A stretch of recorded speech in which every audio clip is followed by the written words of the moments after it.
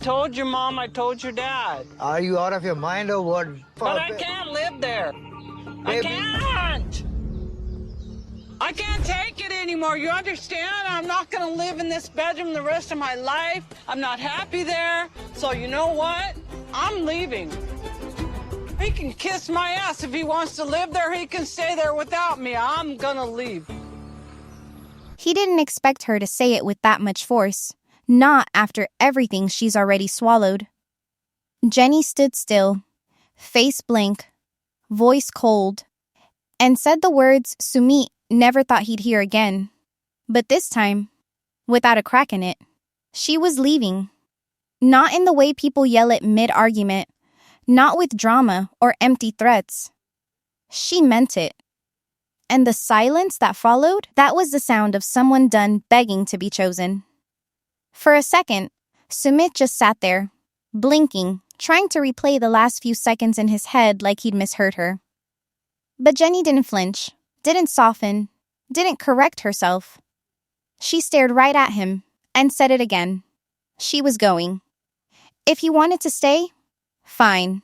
But she wouldn't survive one more week like this. Welcome to TLC Drama Live. I'm Sabrina, and if you've ever felt trapped in someone else's version of love, this one will hit hard. If you're new here, make sure you're subscribed so you never miss the raw truth behind the drama. And I want to hear from you in the comments. Do you think Jenny's finally serious this time, or is Sumit about to reel her back in again? Because here's the thing. Jenny didn't snap out of nowhere. You could see this coming if you were really paying attention. The forced smiles, the way she lowered her voice when Sumit's parents were around, the way her whole personality shrunk the second they moved back into that house. This wasn't an impulsive outburst. This was pressure finally cracking. A quiet erosion stretched over months until there was nothing left to hold in. And when that moment came, when the dam broke, it didn't come with tears. It came with a calm, terrifying finality. Sumit wasn't screaming. He wasn't blaming her, but his face said it all. He thought they were managing.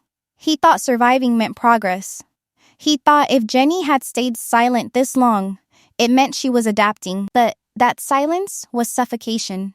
And now, he's watching her breathe on her own for the first time in weeks. And it scares him more than any argument ever could. When someone stops fighting with you, that's when you should worry. Because it usually means they've already fought with themselves and made peace with walking away. Jenny's body language didn't say convince me. It said try me. And the scariest part for Sumit wasn't that she was threatening to go. It was that she wasn't asking him to come with her. That choice was his. He could stay with the safety of his parents, their house, their approval. Or he could walk into the unknown with the woman who sacrificed nearly everything for him. But he couldn't keep pretending both were possible. Not anymore. Jenny didn't storm out. She didn't pack bags mid-yell.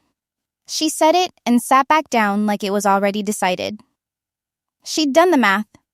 She'd tried every version of compromise. Not the way she used to be. Not the way she liked. When you feel like a guest in your own marriage, it's only a matter of time before you start packing mentally. Sumit would look at her and say, it's temporary. But temporary became weeks. Then months. Then decisions being made without her.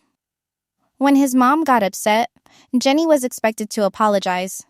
When his dad gave orders, Jenny was expected to nod. And when Sumit stayed silent, again, Jenny was expected to understand. But understanding doesn't pay for lost time. It doesn't fix what's shrinking inside someone who used to laugh louder, move freer, speak more boldly. It wasn't about wanting luxury. Jenny didn't need a palace. She needed space. Her own space. A bathroom without whispers behind the door. A chair she could sit in without permission. A couch she could cry on without shame. She needed to breathe without asking for it. And when Sumit's mother got sick, Jenny did what she always does. She showed up. She helped. She made soup. She smiled. But this time, as she stood in the kitchen, stirring lentils and rice. She wasn't thinking about kindness. She was planning an exit. Because sometimes, when people keep forcing you to ask for permission, the only power left is to act without it. And Jenny knew exactly what she had to do next. She was going to tell Sumit's parents they were moving out, and she wasn't going to ask Sumit first. Jenny didn't bring backup. She didn't wait for a safe moment. She didn't ask Sumit to come with her or soften the blow. She waited until the soup was ready, then walked straight into that room and sat down with his parents, like someone walking into court without a lawyer. Not because she thought it would go well, but because she already knew how it would go, and this time, she wasn't going to sit in the background while decisions about her life were made without her voice in the room. Sumit's mom looked weak, but alert. His father stood nearby, arms crossed. Jenny didn't smile. She didn't make small talk. She opened with calm, steady words. Something about wanting peace, wanting to avoid more stress, knowing that things hadn't been easy lately. Then she said the thing they didn't want to hear. She and Sumit were going to move back to their apartment, where they were happy, where they had peace, where they weren't constantly told how to live. That's when the shift happened, not in tone, in posture. His mother sat up straighter. His father leaned in. The warmth drained from the room in seconds. There was no let's talk about it. No, I hear you. No, what makes you feel this way? There was only a flat, cold reply from his mother, you are not going anywhere. And that was it. A verdict. Not a discussion. Not even a question. Jenny tried again, this time choosing her words carefully. She said they'd done their best to adjust, that maybe it was better for both families to live separately. She even framed it as a kindness, a way to reduce stress. She used polite language. She didn't accuse. But for every sentence she offered, she got silence, then pushback. She said, I feel. They said you must. She said we want. They said you will.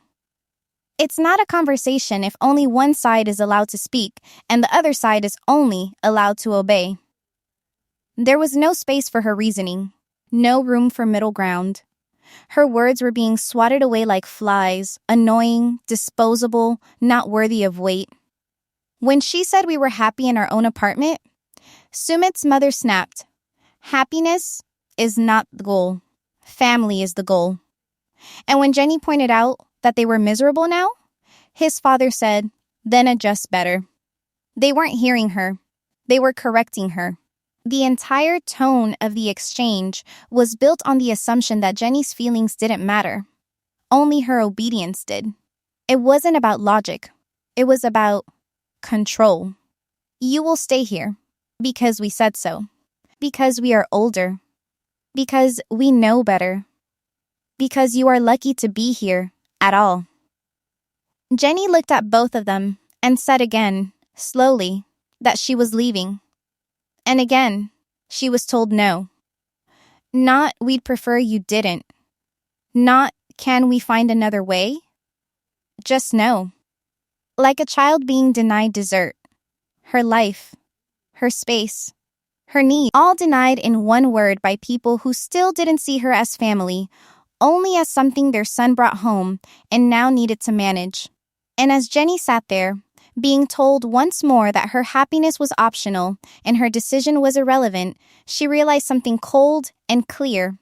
They didn't care whether she was miserable, as long as she stayed exactly where they put her. Sumit froze when she said it. At first he thought he'd misheard. Then he laughed awkwardly, the kind of laugh you use when you're hoping the other person is joking. Jenny didn't flinch. I already told your parents we're moving, she said. Eyes locked. The smile on his face evaporated. All the noise around them, the wind, the birds, even the clinking of cups on the caf table, seemed to drop away. He stared at her like she'd broken a sacred rule. And in his mind, she had. She spoke to his parents without his permission. She disrupted the chain of command. For Jenny, it wasn't rebellion. It was survival. But for Sumit, it felt like betrayal. He wasn't angry because of what she said. He was angry because she said it without him. She had taken control in a space where he'd always managed the balance, where he walked the tightrope between parent and partner. But Jenny was done with tightropes. She had jumped. He didn't yell. He didn't accuse her outright. But his panic showed in the way his words scrambled. "We can't afford that," he said, grabbing the first excuse that gave him leverage. "We're depending on them right now. Rent-free. You know that. We don't have the money to live on our own again." Jenny said nothing. She knew the numbers as well as he did. But she also knew that wasn't the point. It hadn't been the point in weeks. Sumit was using money the way people use fences, not to protect, but to contain. And Jenny had started to see it for what it was. He wasn't clinging to that house because they were broke. He was clinging because it was easier. Because living there meant he didn't have to choose. He could keep playing both sides, be the dutiful son and the loving husband, as long as no one forced him to pick. Calling it a choice doesn't make it freedom if the cost of choosing yourself is punishment. Jenny tried to explain.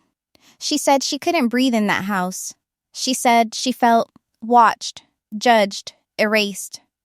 She said she couldn't keep folding her life into other people's expectations. Sumit nodded, but you could see it in his face. He wasn't hearing her. He was defending himself. He said they'd only just moved in. He said they needed time. He said she should wait until things settled. But things weren't going to settle. That house wasn't a storm to wait out. It was the forecast now, the permanent climate, and Jenny had weathered enough. She told him she didn't need a palace. She needed space, peace, freedom. Sumit said, "I understand," but he didn't mean it. Because when she asked him to go with her, to stand beside her, instead of between her and his parents, he hesitated. That hesitation said everything. Jenny realized in that moment that the man she'd fought so hard to marry might never fight for her in return. Not fully. Not if it meant conflict with the people who made him. She looked at him and saw someone who would always choose the safer discomfort over the risk of disappointing his family. And in that quiet moment, with no shouting, no name-calling, no dramatic walkouts, Jenny finally saw what she was really up against. Not his parents. Not the money. But Sumit's refusal to protect her, even when he knew she needed it most. She wasn't yelling anymore. That part of her had gone quiet. When Jenny sat across from Sumit later that night, her voice barely rose above a whisper. It wasn't cold. It wasn't sharp. It was tired. The kind of tired that seeps into your bones when you've been holding your breath in a house that was never yours to exhale in. Sumit was talking, trying to explain again how things would get better, how they could wait a little longer, how maybe his parents would come around. But Jenny didn't flinch or fight. She just looked at him with eyes that had already left. Because once love starts to feel like a reward you have to earn, it stops feeling like love. Jenny had learned to ration her emotions. She held her tongue when disrespected. She smiled through suffocation. She told herself it was temporary, that she just had to prove herself a little more, adjust a little better, need a little less. But love that requires you to erase yourself isn't love. It's performance. And she was tired of performing for people who still saw her as a mistake, a phase, a problem to manage. Sumit kept talking about logistics, rent, groceries, timing. Jenny sat still. She wasn't thinking about money. She was thinking about what it felt like to lose herself slowly, day after day, for the comfort of someone who promised they'd never let her feel alone. And yet, she was never more alone than in that house, surrounded by people who shared a last name but never offered her belonging.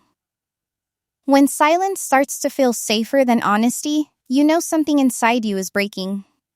There's a kind of grief that comes from realizing someone loves you, but only as long as you don't ask them to choose. That's where Jenny was sitting now, grieving not just her living situation, but the fantasy that Sumit would someday draw a line. He had fought for her once, yes, but now, when it mattered most, he wanted her quiet again. Compliant, waiting, invisible. Jenny wasn't crying. She'd already cried enough in rooms where no one listened. She was sitting in clarity. And that's what made it hit harder. Not anger, not threat, but calm. She told Sumit she was leaving, not to get attention, not to punish him, but because she finally believed she deserved a life that didn't shrink her. She was done negotiating with people who treated her voice like noise. Sumit said, "So you're choosing to break the marriage?" Jenny shook her head gently. "No," she said. "I'm choosing not to break myself." He didn't have an answer for that. The hardest part wasn't the decision. It was how peaceful it felt. Like she should have said it months ago. Maybe years ago. When you spend enough time surviving in someone else's comfort zone, your own peace starts to feel like a rebellion.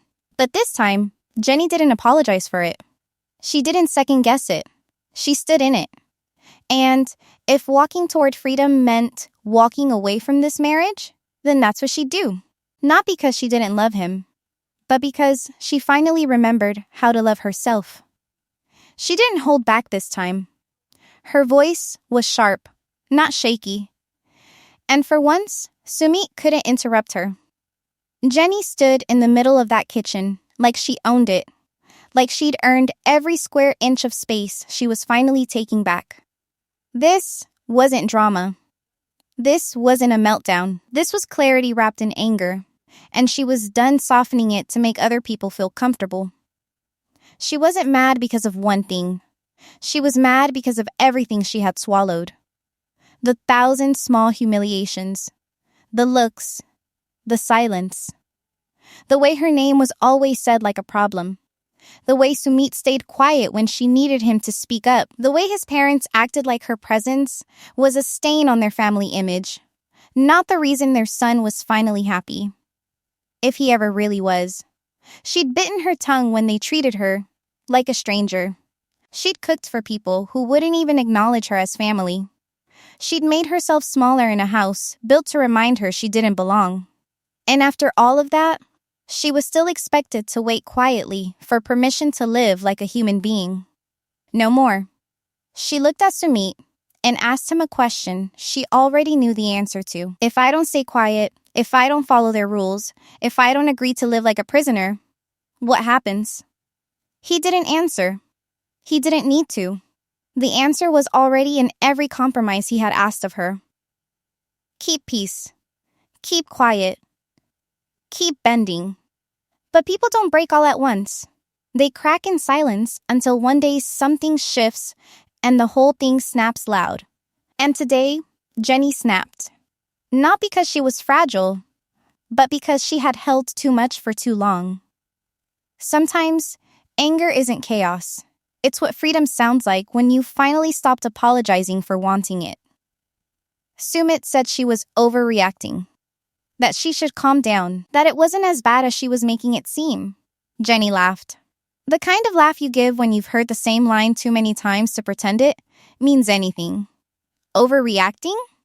She had reacted less than she should have for months. This was her finally reacting the way the situation actually deserved. She wasn't looking for a fight. She was setting herself free. And if that made Sumit uncomfortable, maybe that's because he was finally seeing a version of her that didn't need his permission to feel what she felt. She told him flat out she was going to leave. Not as a threat, as a plan. She'd find her own way, get her own space, with or without his support. If he wanted to stay tangled up in his parents' comfort, that was his right. But she wasn't going to live the rest of her life as collateral damage in a tug of war he was too afraid to end. She wasn't begging him to come with her. She wasn't pleading for understanding. She was stating facts. And the scariest part for Sumit wasn't the volume of her voice. It was the fact that she finally sounded like someone who didn't need him anymore. If you were in her place, would you still be there? Still sitting at the same table, eating food with a smile you didn't mean, answering to people who never asked how you felt, much less cared about the answer? That's the question Jenny has stopped asking herself, because now she's asking everyone else. Would you stay loyal to someone who keeps you stuck in a place that drains you? Would you call it love, or would you call it fear? Sumit says he loves her, and maybe he does. But what does love look like when it's always asking you to wait? To shrink? To be quiet until it's safe to speak? Jenny isn't looking for fireworks. She isn't even looking for comfort. She's looking for someone to stand up and say, I see you. You matter. I've got you. And no matter how many times Sumit says he cares, his silence is louder than anything else. He hasn't been cruel. He hasn't yelled. He hasn't locked her in or held her back by force. But he's done something harder to name. He stayed still while she drowned. He's watched her dim, watched her disappear piece by piece, and told himself it was temporary. That she'd bounce back. That she was strong. That she'd understand. And she did. Until she didn't. It's easy to call someone dramatic when you're not the one losing parts of yourself to keep them comfortable. There's a kind of heartbreak that doesn't come from fighting. It comes from being invisible. And Jenny's tired of disappearing in her own life. She doesn't want a partner who tolerates her. She wants someone who protects her peace the same way she's protected his freedom to sit on both sides. But loyalty that only works one way isn't loyalty. It's quiet betrayal dressed up as love. So again, what would you do? If the person you loved refused to choose you fully, refused to speak for you, refused to move with you, would you keep calling it love? Or would you call it what it really is? Fear of rocking the boat. Fear of being alone. Fear of the consequences. Jenny's not afraid anymore. She's not asking for rescue. She's creating the exit herself. And Sumit? He's standing there, silent, watching. No promises, no move forward, no move at all. Just standing still, while the woman he once said he'd give everything for walks away with nothing but her own name. She sat on the edge of the bed, alone for the first time in days. No voices behind the wall. No footsteps creeping by the door. No forced smiles. No tension holding her spine upright. Just quiet. And in that quiet, something strange happened. She exhaled. Fully. Not halfway. Not carefully. All the way. Like her body had forgotten what it felt like to relax without guilt. Jenny looked around the room, and nothing in it was hers. Not the sheets, not the walls, not even the air. Everything in this house reminded her that she was a guest, even after marriage, even after compromise. And when you live like a guest for long enough, you start to forget what ownership feels like. Not just over objects, but over yourself. She used to wake up and decide her day. Now, every decision felt like a test. What to wear, what to eat, where to sit, when to laugh. Each moment needed translation, approval, calculation. And every time she bit her tongue instead of speaking, every time she smiled when she wanted to scream, something inside her pulled back a little. It wasn't just silence. It was disappearance. This wasn't about wanting luxury. She didn't need chandeliers or designer pillows. She needed dignity. A space where she didn't have to explain herself. A relationship that didn't require her to shrink in exchange for staying.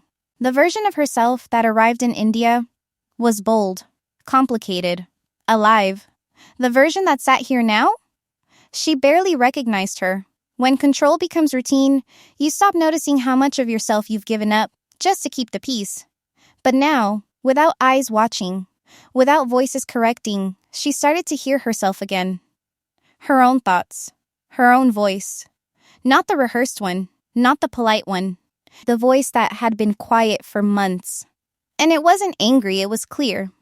She didn't hate Sumit. That was never the issue. She loved him. Maybe still did.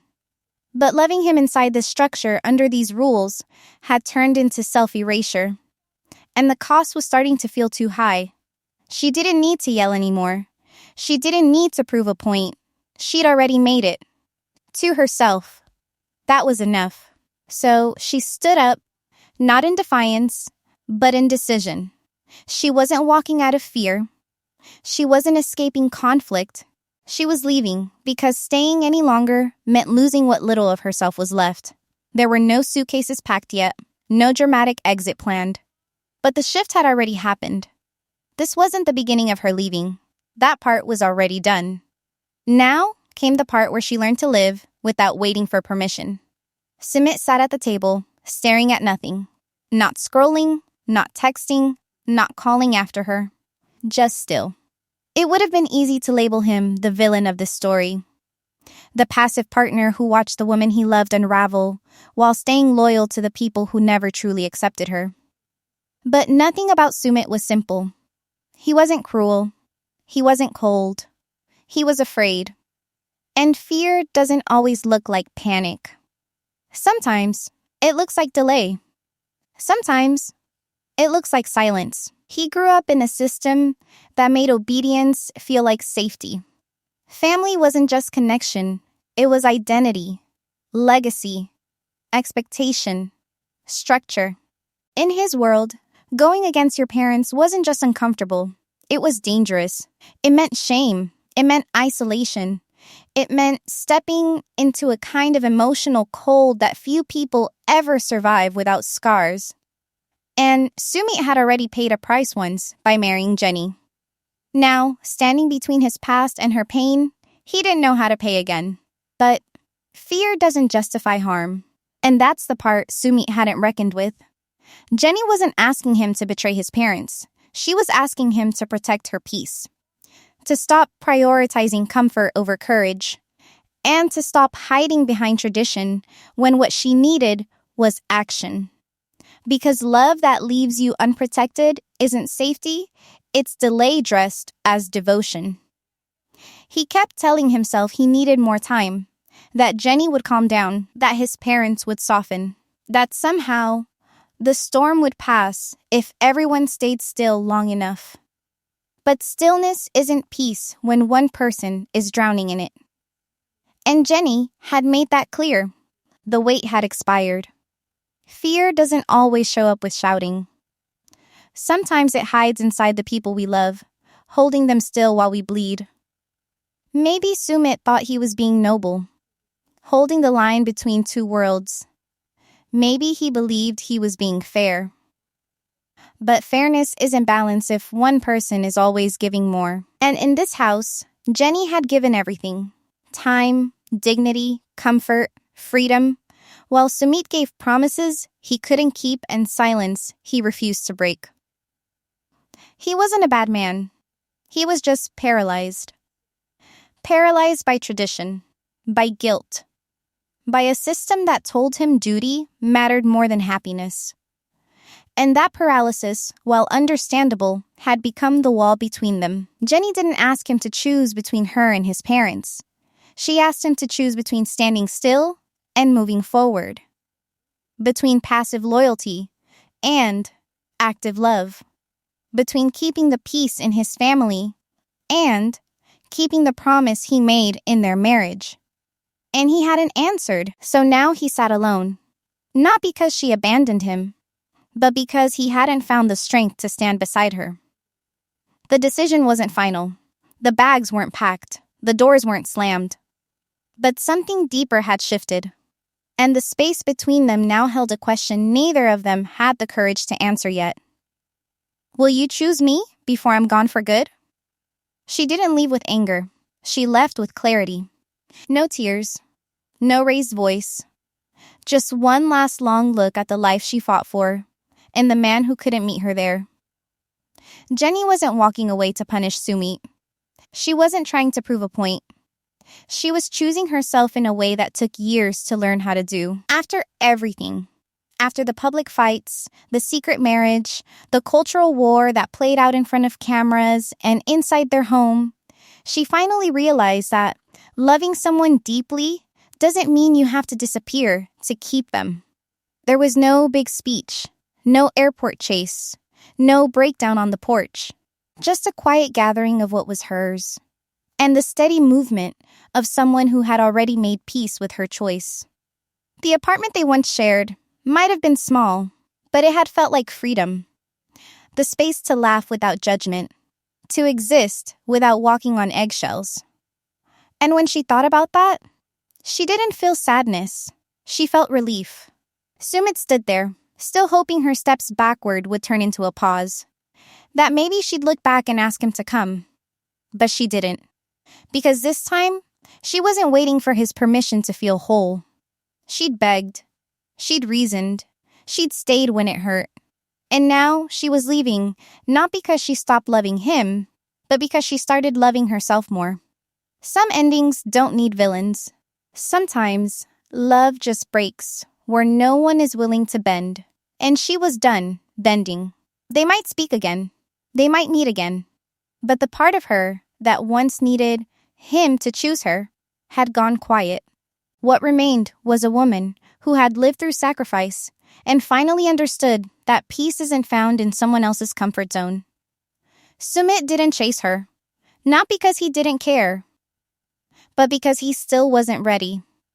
And maybe he never would be. He stood in the doorway, holding the weight of everything unsaid, watching the woman he married walk towards something unknown, and choosing not to stop her. This wasn't a clean break. This wasn't a moment tied with resolution. This was emotional reality, unfiltered and unfinished.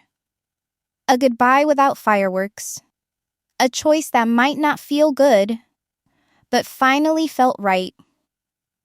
And if you think this was the last time love and loyalty would clash in this story, think again, because what happens next, when the truth finally reaches the parents, when Jenny starts living without compromise, and when Sumit has to face life without the woman who kept fighting for both of them, will shake everything they thought was settled. That fallout is where we're going next.